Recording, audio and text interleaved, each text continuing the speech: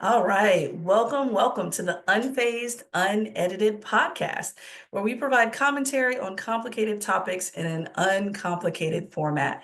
I'm Dr. Shaunna Payne Gold, and I go by she, her, hers. And Dr. Lisa, let me just thank you for this hat I have on. I mean, I've had it for a while, but if your temperatures are dropping down to ours, then we should pull out the hats. What can I say? But how are you doing? Yes. I'm doing good. I'm cold, hence the hat. And so we're doing we're styling today with our headwear. Um, but hanging in there, hanging in Good. there. Good. Well, it's not part of my wardrobe if it doesn't have the ball on top of it. And so this one has like the biggest one out of my whole collection. So yes, thank you again for my stylish Yes. attire here. So yeah. I almost couldn't get my headphones over top of it. I mean, I had to like work around the thing, but here we are. Mm-hmm. So yeah. So Lisa, let's get into the word of the week. And I have to say, I giggled a little bit when you sent me the social media post that kind of explain Mm-hmm. what this word is. But can you just drop it on us and then we'll go from there? Because I'm sure people may have never heard of this word, but they probably have seen it all around them. Oh, I bet. I bet. Yeah. So I we should put an asterisk here that we're not actually sure if it's like a legit word, but I guess that doesn't ultimately Right. matter, right? Because whether or not it's in a dictionary doesn't mean it's not usable. So okay, so it's agnorant, and it is Agnorant, and it is a mashup between ignorant and arrogant.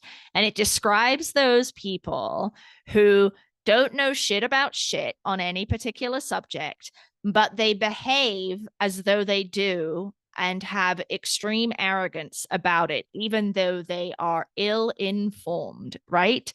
So it's, being ignorant as a word gets a little bit of a bad rap. I mean, it largely just means you don't know, right? But when you don't know and you refuse to admit you don't know, and then you are super arrogant That's it. about the fact that you That's it. know, but you don't really know, that's ignorant. Yeah. Yes. See, I told y'all you may have never heard of this mashup word before, but I guarantee you, you just saw lots of instances from your past where you've witnessed Mm-hmm. this type of posturing Mm-hmm. as Dr. Lisa's explaining it to us. And oh goodness, I've run out of experiences with ignorant individuals. And like you said, Lisa, we're not opposed to ignorance in the case of simply not knowing. Right. But Right. but putting the two together is another matter entirely. It just combusts really when the two are together. So anyway, Yes. Yep. yeah, such a good word. So I don't know if it's real either, Lisa, but we're gonna make it real. I'm sure people can think of real instances. So, Yeah, for sure. uh, good one.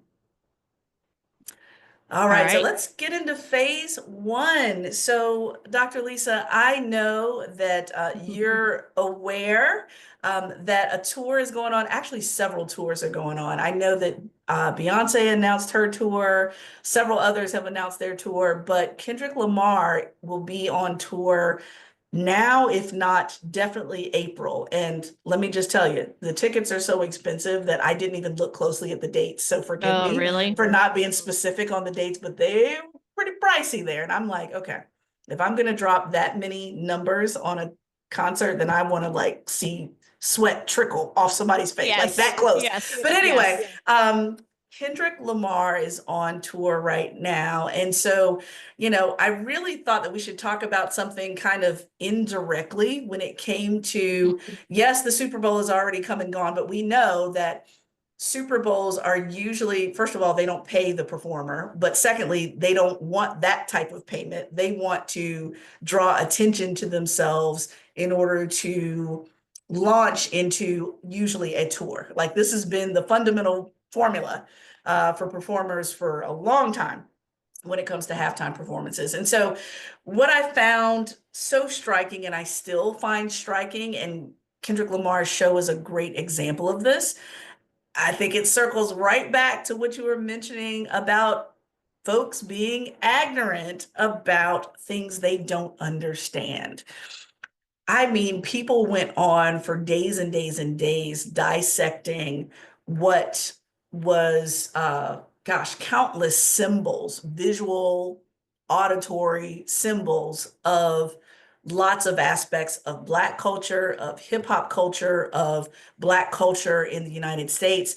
So much so that, I mean, I've seen other artists rave over that show, theologians dissect the show.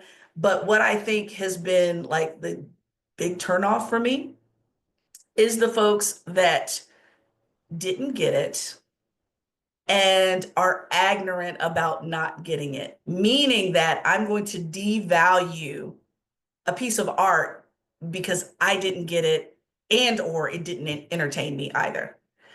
And I'm like, whoa, this is a big deal because performers like Kendrick Lamar, performers like Beyonce, performers like we talked about Taylor Swift on the show before. There are certain performers that it is dripping with symbolism. Like they're Mm-hmm. known for the symbols that they Yeah. show in their work. And so, you know, why can't we just say, like, I would have much rather appreciated lots of people, but primarily white folks, a smattering of Black folks. I would have appreciated them just saying, hey, I didn't show up for all this thinking. You know, I'm chilling. I got my drink and I got my snacks. I just want to be entertained. Right? I'm cool with that. But that wasn't what Kendrick Lamar was serving. Instead, it was let me tear down yet another Black man in America because I don't understand it. So there must be something wrong with his art. I'm like, whoa, that is major posturing. And so, you know, that's just one example of many. But you know, thinking about all art that is percolating and uh, being highlighted by non-white artists Mm-hmm. and the posture of white folks that Yeah. don't get it, don't strive to get it, and it's just easier to tear it down. Yeah. I'm Yeah. like, whoa. So, Lisa, I love that Agnorant came up because it just happened Mm-hmm. to fit so seamlessly with the symbolism of non-white folks in this country.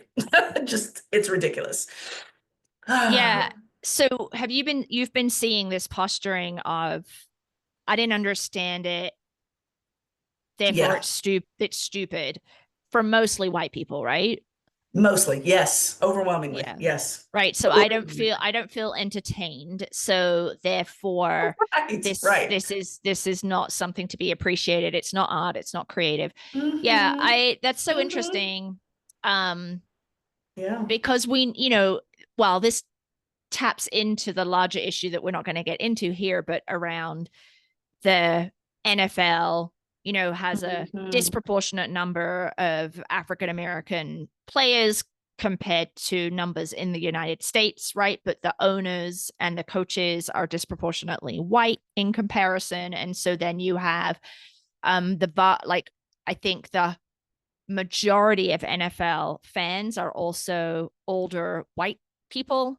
And so then you have both the sport as a kind of spectacle or having athletic black bodies on display for a white audience and kind of the inherent exploitation that's in that. So that's your like wraparound context. And then you have Kendrick Lamar do this Mm-hmm. performance that's chock full of symbolism, but the folks who are consumers of the NFL and consume Yes. blackness in a particular way Yes. don't understand it. I mean, Mm-hmm. that's really an interesting juxtaposition for me, and probably even more valuable as to why he performed the way that he did with the dance and the music and such.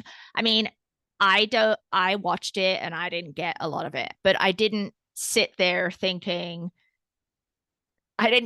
getting mad at that, right? I'm like, well, there's clearly a ton of messaging going on here, but it's going over my head because I'm white, one, but I also grew up in Britain, right? So I'm not Mm-hmm. connected at all to like US hip hop or rap culture. Like I'm just Mm-hmm.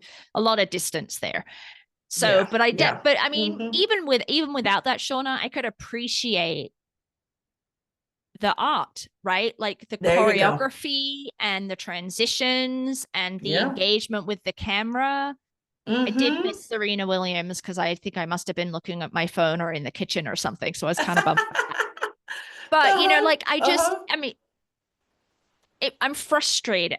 I guess I'm not surprised, but I am frustrated that white people are so willing Mm-hmm. to say, this didn't appeal to me because it wasn't speaking my language and therefore it's a crock of shit. I mean, that's essentially Oh what yeah. you're folks are Oh doing, yeah. right? Oh yeah, absolutely. Absolutely.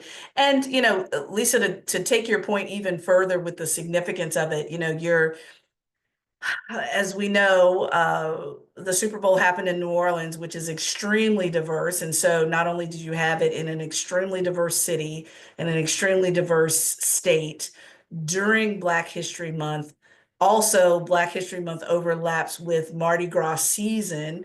So there were Native Americans that were in some of the opening performances, all kinds of things going on where it's like, if no other time, this should be a blackety black performance. And if you don't get it, then it is what it is. And so the posturing is always concerning. And so I appreciate, let me circle this back to whatever the opposite of ignorant is, Lisa.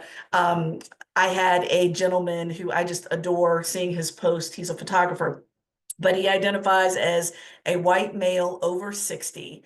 And he dropped a comment under some of my posts around his transformation from I don't kind of get it. It just might not be my thing to, oh my goodness, now I'm almost obsessed. And I've Googled every single article, every single interpretation of it, because every time I look at something else, I get more deeply entrenched in the meaning of what they're trying to convey, yet knowing there are limits to my understanding of it, even as a white male.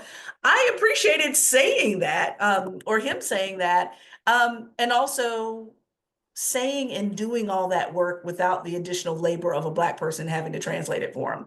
He dug around and looked it up. He dug around and pulled up a Yeah. podcast to Mm-hmm. listen about it, to Mm-hmm. listen to the interpretations of it. And so I appreciate the opposite of Yeah. ignorant posturing in maybe there's something that I don't know that I need to know, or maybe it's accessible to me before I pass judgment on it. Mm-hmm. Yeah. Um, and going from there. So, I saw a lot of bad behavior. I mean, every year this happens, Lisa. The Monday Right. morning after the Super Bowl, someone says they love it and it's the best one ever in the history of the Super Bowl. And then other people are like, this sucks. Yeah, I got that. Happens every year, predictable. And at the same time, I also stopped pulling out all the credentials of the artist in order to entice people to think harder. Like, Mm-hmm. you shouldn't have to say that Kendrick Lamar is a Pulitzer Prize winner for people to go back and No. reconsider their ignorant posturing. So I'm just not going to do it, right? Um, then I just wonder in Mm-hmm. just general uh lived experiences, how often do we have to do that, Lisa? Like, Shaunna, the Black person, the Black woman says something, I don't understand it. It's not worth Yeah. very much. But as soon as we pull out Shauna's credentials, then all of a sudden it has value. Yeah.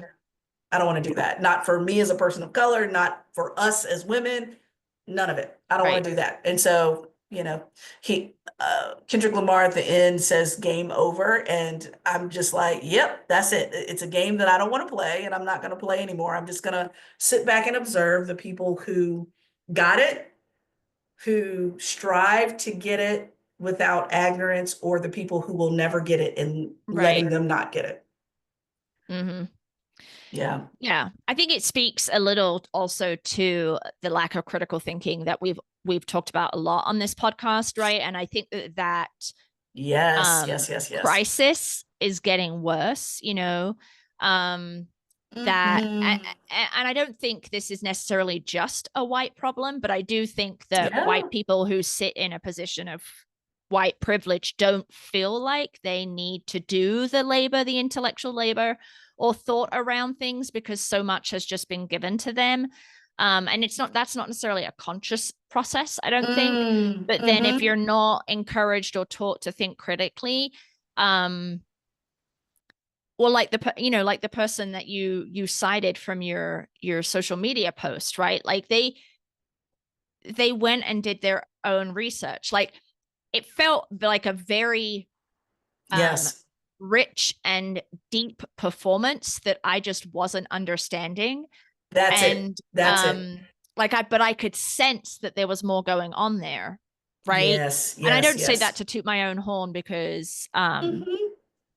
I just think that's missing, and that leads to that ignorance, right? That leads to that Yes, behavior. yes.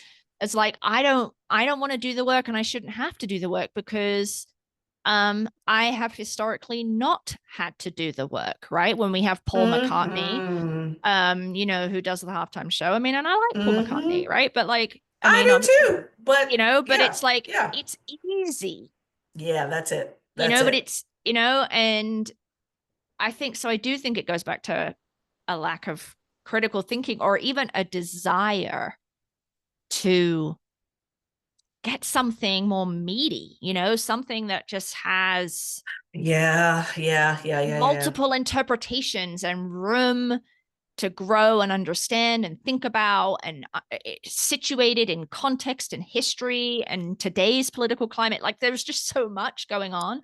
um But I'm with you on every word. I'm with you on, and at the same time, I know that there are certain people that don't enjoy critical thinking.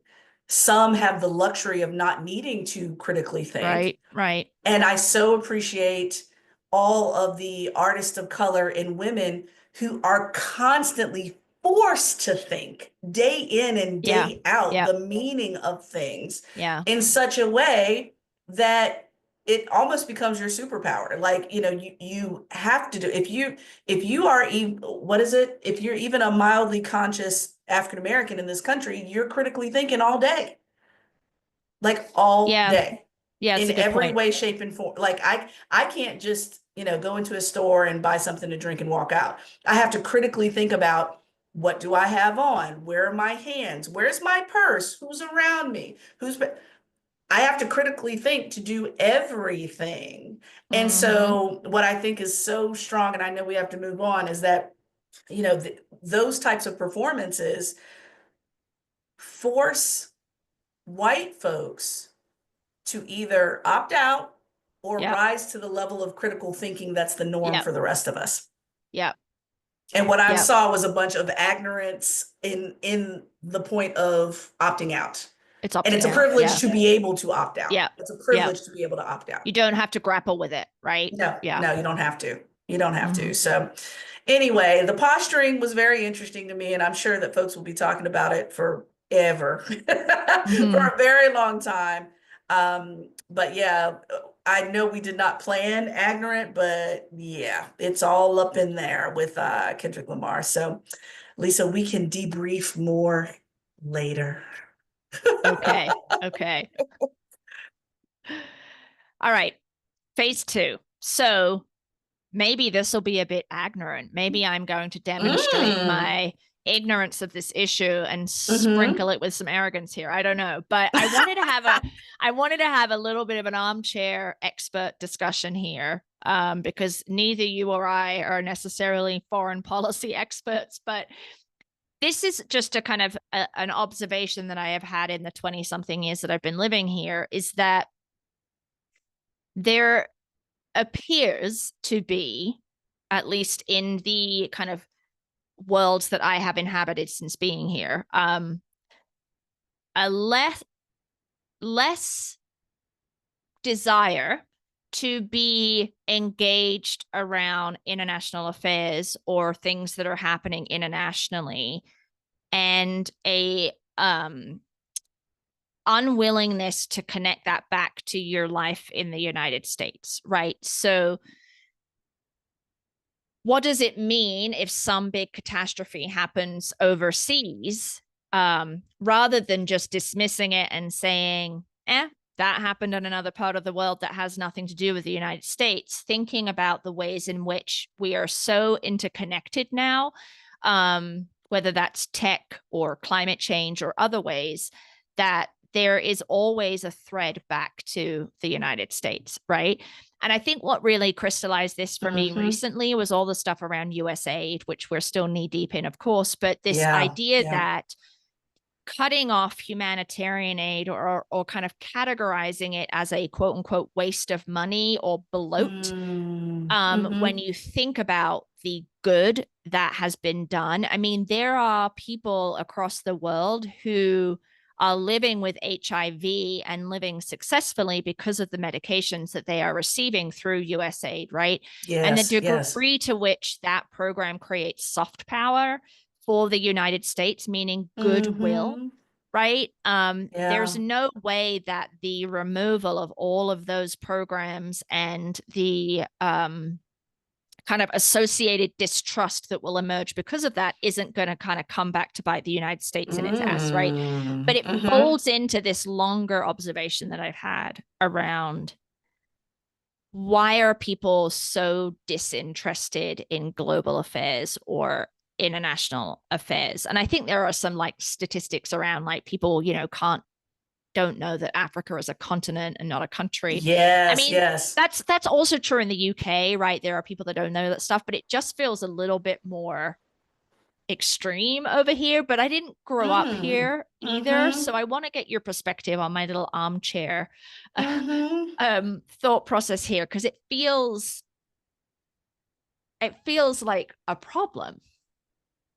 Oh, for sure. Well, two two things that I feel like are kind of Mm-hmm. the fork in the road here when it comes Mm-hmm. to lack of interest in global issues. I think it is at least half American exceptionalism, Okay. and the other half of it, I think, is anti-intellectualism. And so there you go with all the isms, y'all. Meaning that, when it comes to American exceptionalism, which, can apply, British exceptionalism, what have you, Yeah. is that the United States is the exception to every rule. We are the Mm-hmm. greatest, we are the smartest, we are the best at, we are the da da da, fill in the blank, Yeah. paragon of all the things, right? And the anti-intellectualism of,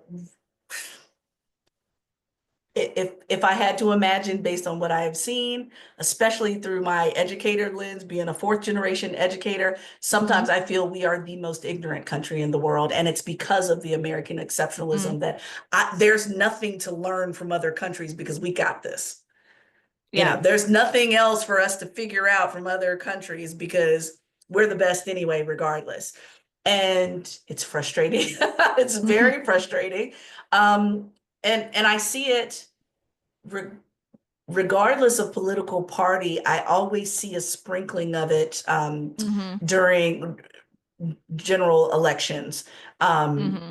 when, you remember, girl, I know you remember when we heard Biden say that something happened. I forget what happened, but it was, this is not who we are. And we had a full discussion about that on this podcast, that this is not who we are. Yeah. And I'm thinking that is all American exceptionalism, that we're better than Right. what we are. And I'm thinking to myself, when you compare us Mm-hmm. to everybody else on the planet, we are not at the top of that list. We are not the best. We have much to learn from other countries, but Yeah. we refuse to learn it because of this posturing of, we're the shiznit, y'all. We're the best.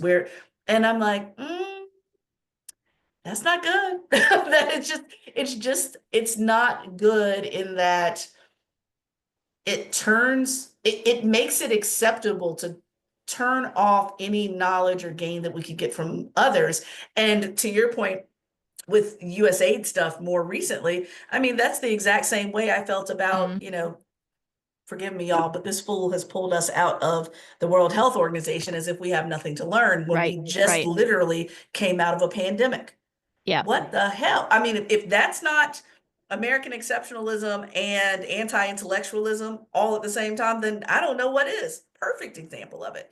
And Mm-hmm. so, Lisa, being someone who has been born and raised here in the United States, I felt extremely frustrated even when I went to college and realized how much was, how can I say, how much wasn't shared, and how it was this kind of unspoken rule that whatever's in your history book is all there is to understanding the world, global history or otherwise.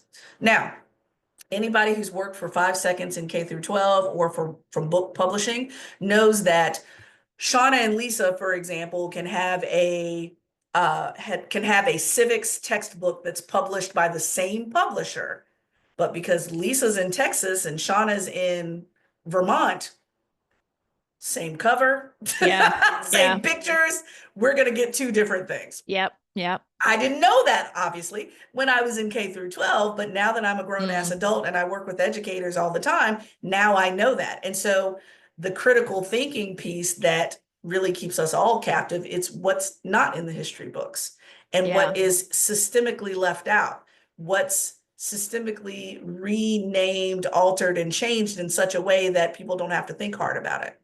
Mm-hmm. Mm-hmm. So yeah, I think it's the kind of that Venn diagram of both of those, Lisa. But I have to say that I feel like it's baked into K through 12 education here in the United States. Yeah, it's so interesting, right? Because I had a passport from when I was a little baby, like I was attached to my mom's passport, right? But when I came here, there were so many people that had never had a passport. And I understand that the cost of traveling outside of the United States is greater, right? When I'm growing up in the UK, I have proximity to all of these countries in a way that the US doesn't have, right? And if you are living in poverty or you're working three jobs or you've got all these other things going on, sure, you're not necessarily going to be super engaged in global affairs. So I do want to like caveat it that I understand that there are these other things, but I'm kind of talking like in the middle of the bell curve generalities here, that it's noticeable to me how folks are so like, oh my, yeah, like they're turning their nose up or like it's below them to understand what's happening overseas or that to help people who don't live here is a problem. And I'm wondering, Shaunna, like, do you feel like it's gotten worse? Like, or do you feel like it's just the same for thinking about through your life, growing up in Virginia and then coming into kind of more urban Mm-hmm. locations? And Mm-hmm. what is your sense there? Oh, I think what's always been the split in thinking around that is I've noticed, and I may be completely off on this, but based on my observation, I've noticed that non, how can I say, non-Black folk seem to be more concerned about global issues than Black folk. And let me be clear, that does not mean that Black folks don't care about what's going on, but it does become a major frustration if, for example, like with everything that Biden did with Ukraine and so forth, it was like, wait a minute, I'm from a community that has always been underserved. And so I don't care Yep. if you Yep. send a quarter to Ukraine, that still feels like more than I don't want to say more than, it feels like it's still taking away from a limited pie that we've never Right. gotten our fair Right. slice of.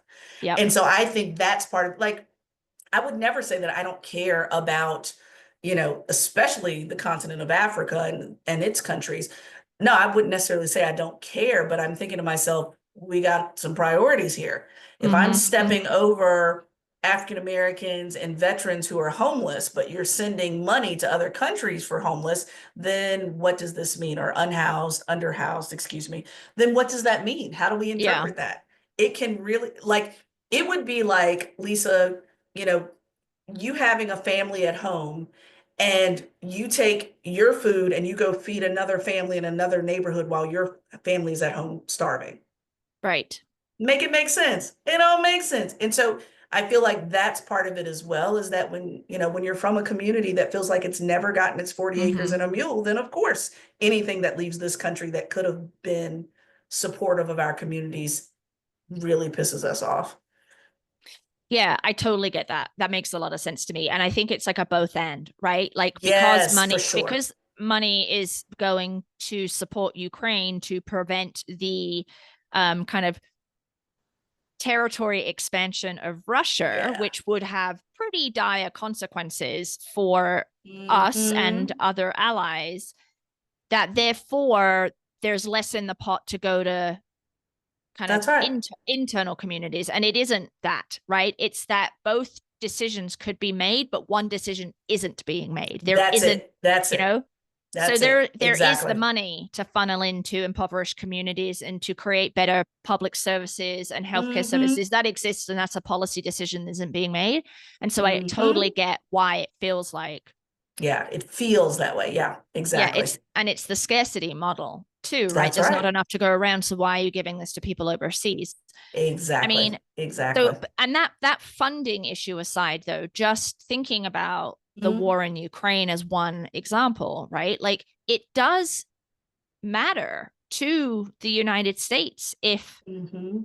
Putin is successful there or not. Yes. Like that Yes. will come back around and matter in a big Hmm. way. And I think so. You take all the money out of it, just that. I don't think a lot of people, Well, I it don't know. it goes back to what we were saying before about, the anti-intellectual point of Mm-hmm. view is not connecting those Right. systems of thinking Right. together. Like it's not connecting those systems. And for for those of us who are a bit more natural at systems thinking, it frustrates us to no end that other people don't see the connection of the systems, right? And Yeah. so, I mean, I think that's a major outcome of this past presidential election is that you have a sizable group of folks that see how systems are connected, and then you have Right. a sizable group of folks that either don't care that they're connected or they don't see that it's connected. And that has us pulling our hair out. It's like, why don't you see that there's a connection here? Don't Yeah. you get it? And so, the connections um, to me are anti-intellectual. And again, have we really required people to be critical thinkers? Yeah. Comes back to that, doesn't it? I I mean, can't say that we yeah. have. Right. I can't say that we have. Yeah. And I'm certainly not arguing that every human in the United States should be glued to their TV or news outlet, paying Yeah. close attention to everything that happens globally. So I think this is a more complicated and perhaps nuanced conversation than is evident here, but it is just been Hmm. curious to me, and I wondered what your thoughts were on it. Hmm. So okay, Yeah, so I yeah, for think sure. there's a lot there. But let's Hmm. go ahead and move on to phase 3. All right. So, Lisa, I hear that you got around to watching the movie 6888 on Netflix. Yeah. Yes, I sure did. Woohoo. Oh, yeah, yeah. I'm usually not like an overwhelming Tyler Perry films fan. There's a few here and there that, they become biopics or, in some ways documentaries, which Lisa, I love documentaries. And so, but this particular movie on Netflix, to me was so powerful, of course, because it's my identity group. But Officer Charity Adams was the first Black woman officer in the Army, in the US Army. And what was really interesting about the entire plot, if you have not seen it, is that the 6888 was an entirely Black female battalion, and this unit was, of course, overlooked and overlooked and overlooked and overlooked and overlooked and overlooked until Mary McLeod Bethune actually went to the president and kind of advocated for these highly skilled and qualified women to get a substantial assignment that they had never gotten before, and come to find out that they are designated to redistribute mail. And I'm talking about this mail had been sitting in, what are they called? What are the hangars? Hangars. They've been sitting Yep. in hangars for almost a couple of years, to the point that some of Mm-hmm. them had rotten, some of them had been eaten Right. by rodents and so forth. And it was their job to get this mail out. And what I think is really profound is, I have lots of military in my family. And as I was kind of reflecting on it, thinking about just how mail in general is so significant because Yeah. especially during that time, I mean, it's not going to be an email, y'all. How do you know that Mm-hmm. your loved one is still alive at all? Right. And well, on top of that. And so uh, the glorified postal service was actually more than what you think. But Lisa, how did you feel watching this experience, knowing that, you got so many identity layers there, you know, being women, being African American, being, in the military, some of which are still living and Yeah. they're only getting their flowers even recently. How did it feel watching this experience? And I'll tell you, of course, how I felt when I watched it Mm. originally. Yeah, I loved this movie. Like, I loved it. I cannot Uh-huh. I like you gotta watch it if you haven't seen it. And then Yeah. I also then felt, well, as I often do, betrayed by my history Hello. lessons Yes, yes, yes. because like without Tyler Perry and all the other producers and um obviously Charity Adams wrote a memoir about this Mm-hmm. too, but without all Mm-hmm. of that, this story and experience would never have gotten into the mainstream. So I felt betrayed Yes, yes. and annoyed by that. Um, Mm-hmm. so I feel lucky to have watched the movie and now have a little bit more Yeah. information. I feel angry at the way she and her battalion were treated, but although, given the time frame, not surprised, but still angry. And then Mm-hmm. I was actually really surprised that some of the women were still alive. Like I didn't do the Yeah. math, right? And then Yeah. I was like, well, I Yeah. guess that does make sense, right? If they were like teenagers or early 20s in the 40s, then they could Mm-hmm. be, right? And that was Mm-hmm. actually super cool to see at the end of the movie. They have some of the women who actually served are kind of in the flesh in the, Yeah. in the movie. And so I really liked that. I really liked that touch that also brought it home as not a made up story, right? Which is often Yes. how a lot Yes. of people Yes. respond to historical events that they haven't heard about. They don't believe Uh-huh. them to be true. Yes. Yes. Like, Yes. no, this Absolutely. actually happened. Thank you very much. So that's kind Mm-hmm. of what I thought Mm-hmm. about it. Oh my goodness. Yeah, I have never been so simultaneously angry and simultaneously proud in my whole life. I mean, it's just, it very much reminds me of Hidden Figures, Lisa, with the Yeah. Black women in STEM and, Yep. working for NASA and, Taraji P. Henson played in that one. It just reminded me very much of that movie. And what's so interesting from what I recall, but if anyone knows better than I do, I think there are only two living members of Six Triple A. But the fact that they are still Yeah. living is like Yeah. profound. Major Fanny McClendon and then I believe Anna Mae Robertson are both still living. Anna Mae or May Anna? I think it's Anna Mae Robertson. And so those two still living. Um, you know, I I felt, oh, how can I say? We've talked about Black Girl Magic on this podcast before, Mm-hmm. Lisa, and I felt like here we go again with extremely overqualified Yeah. women Yeah. that are asked to do something that's seemingly beneath them.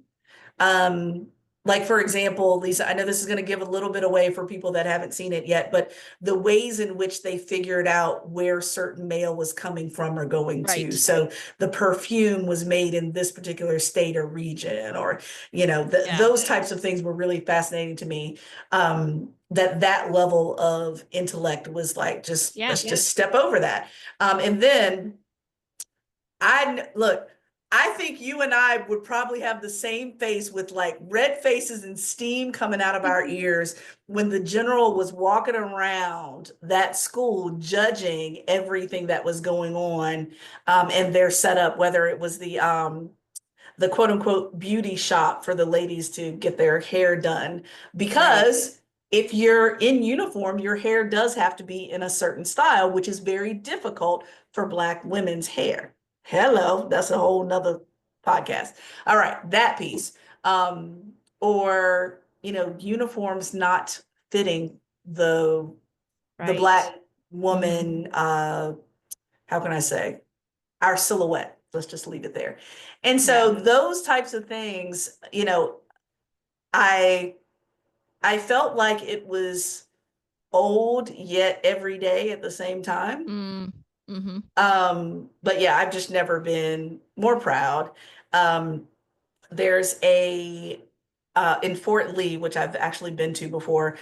Fort Lee was renamed Fort Gregg Adams in April of 2023 after a veteran of the 6888, and as well as the Millie Dunn VC post office in Raleigh, North Carolina. And so these women are slowly getting their just due. Mm-hmm. And so I saw, this has been a while ago, but I saw a interview of the grandson of one of the 6888 and just the pride of the story now being told that he grew up hearing and knowing about. Isn't it interesting how when you grow up Black, um, common stories for you, the aha moment when you realize it's not common for other people. So like I'm imagining Yeah. like Yeah. people from Houston, Texas that have always known a world that had Juneteenth, but then a few years ago, all of a sudden it becomes a federal holiday, and Mm-hmm. you're like, why are y'all making such a big? I mean, we want you to make a Yeah. big deal of it, but we've spent our whole lives making a big deal of it, type of thing. And I can only imagine like the dissonance of that. Mm-hmm. Even as someone in the community, it's like, oh, y'all didn't know that, y'all get 28 days of Black History Month, but I hear these stories all the time. Oh, interesting. And so I loved seeing that interview of one of the grandsons talk about how Mm-hmm. this just really has now gone a bit viral in a great way. And so, I'm always concerned about um, the misinterpretation of what revisionist history is, right, Lisa? Because I know when we initially hear revisionist history, it's like, oh, somebody's tinkering with history to create fiction. Mm-hmm. When I was still in higher ed, my boss, who was the provost, she was a trained historian, which, as you know, women in history is a big deal in and of itself. And she used to tell us all the time that, contrary to popular belief, history is never finished, and all of it is being revised. Meaning that, we're not trying to uh, replace anything, but if there needs to be a correction, there should be. As we know better, we do better. But if there need to be gaps that are filled, we also need to do that as well. And so I feel like 6888, Lisa, is just one of those huge gaps that people Yeah. need to fill in their knowledge of American history and military history that probably would never have known of. Never. Yeah, and I think that's the important point, right? That there is so much of US history that is not taught, but what is mostly not taught is Mm-hmm. history, US history that is involves African American people or Mm-hmm. Indigenous or Native American people or Latinx people, right? That's the stuff That's that's right. absent. And That's then right. when their stories come forth, especially now, right? It gets shot down as being DEI or discriminatory to white people or a problem. And really it's a correction for a essentially a revisionist in the negative sense history up until that Right. point that has completely excluded those stories and experiences, right? Mm-hmm. And That's right. I worry that there is going to be a suppression of kind of fixing the record, so to speak, over the next four Mm-hmm. years, given what we're seeing in terms of any work to Mm-hmm. pull back the curtain on Yeah, US racism and sexism and ableism, etc., is that's right. dubbed. DEI Mm-hmm. and damaging and divisive, right? Mm-hmm. Yeah, absolutely. Absolutely. Which we've seen, the Mm-hmm. erasure of lots of different I hesitate to say story because that's not the right language I want to use, but the lived experiences are constantly being erased under Right. this presidency. And so Yeah. who's going to be responsible for keeping those alive in many ways, I think Yeah. is so critical, so critical. Mm. So I'm glad you got to finally watch it. Yay! Yay. Yay. So this is your call, people who are listening or watching. Go watch Hmm. 688 if you haven't. It's on Netflix. Yes, It's yes. really, really worth your while. It's just excellent. Excellent. Mm. Yeah, like I said, I couldn't have been more proud and more ticked off and more all the things. And Mhm. so I'm really grateful to have seen it and appreciated it. And so way to go to Tyler Perry and the entire cast for doing what you did Mhm. because y'all Mhm. did that. I mean, y'all really did that. So I'm Yep. appreciative. And so with that, Lisa, look, we've covered it all today. We've covered we've covered ignorance in lots of ways. Wait for the ignorance of people that haven't seen 688 and they want to call it fiction. Oh Okay, boy. great. Yep. It's Yep. coming. It's coming if it's not already here.